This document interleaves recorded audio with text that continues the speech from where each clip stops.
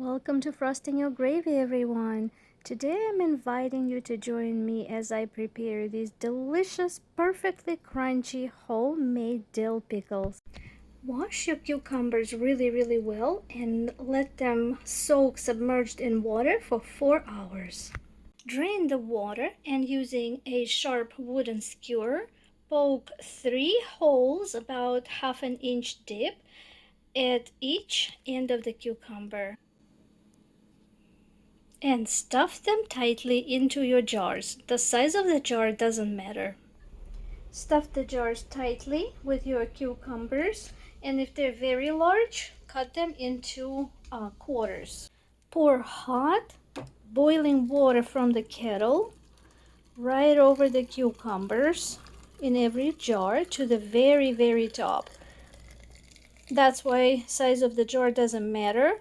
We're gonna use the liquid that fits in the jars all the way to the rim. When the jars are full, set a timer for 12 to 15 minutes. But first, place the lids on. After 12 minutes, remove the lids and drain all the water into a cooking pot, but leave the cucumbers in the jars. And once the water is drained into a pot, add a little bit more water because as we boil it, some of the water will evaporate. And now we need to bring this to boil and season it. So per each quart jar, add about 1 bay leaf. So however many quarts of cucumbers you're pickling, add that many bay leaves to it. And peppercorns, completely up to you how much of peppercorns you want to do. Usually like about 7 peppercorns per quart jar. We like more, so I'm just adding a little bit more than that. And next is dill weed, because I don't have fresh dill, unfortunately, so I'm going to use 1 teaspoon of dried store-bought dill per each quart jar because I like strong dilly flavor. Next couple of ingredients are optional but are my favorite to add to the brine that we're cooking is fresh green basil. Wash it super well. We want no dirt, no bacteria on it. And I always cut off the green leafy parts of celery stalks. So I'm gonna wash it all together and add it to my boiling water right now. Adding basil and celery leaves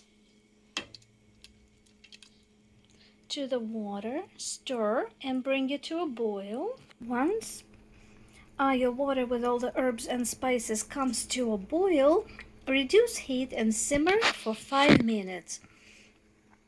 After that time, we need to fill the cucumber jar back up with the same liquid, but do so through a mesh strainer because we need to save the herbs and spices. And again, fill it up to the very rim with that hot boiling liquid. Put the lid on, and this time leave it for a little shorter than the first time.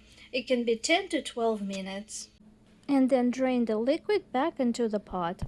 And with the liquid back in the pot, I actually removed the basil and the celery leaves that I had there, and I left the bay leaves and dill, all the dill, because I want dill to be my predominant flavor.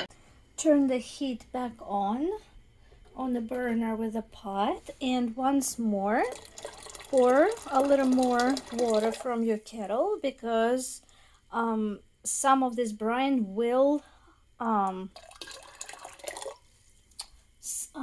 steam out and we will lose some liquid. So we need to make sure we have enough of this liquid and bring it to a boil and allow it to simmer on low heat for 5 minutes again. And whilst the water is coming to a boil again, it is time that we add the rest of the ingredients in the jars. And into each quart jar, add 1 flat level tablespoon of salt.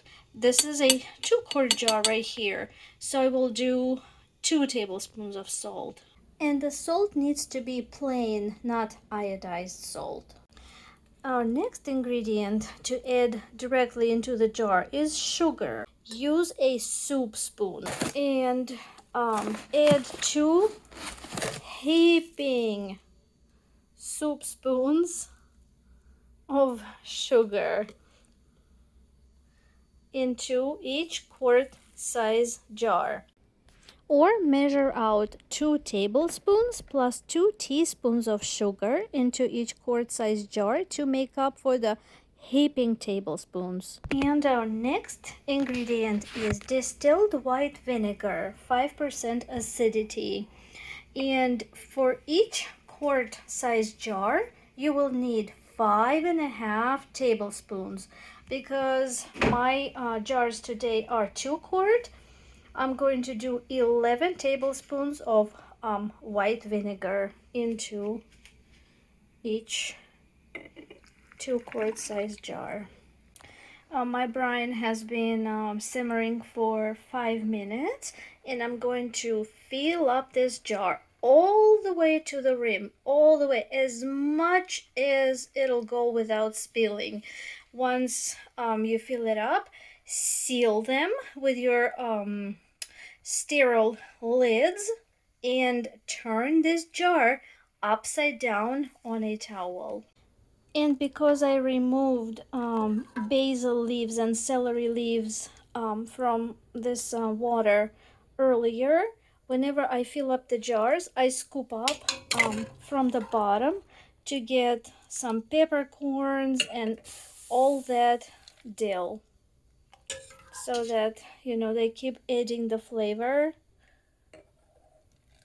to our cucumbers, just like this, to the very, very, very top. And here's our beautiful jar, guys. Like I said, turn them upside down onto a towel, and the final step is to cover them with a blanket because they need to cool down at a very, very slow rate. Basically, we need to keep them hot as long as possible. And that's it, guys. This is all there's to it. I hope you guys enjoyed the video. Please give me a thumbs up if you did. Please comment if you follow this recipe and pickle your own. Thank you for watching, and we'll see you in the next one.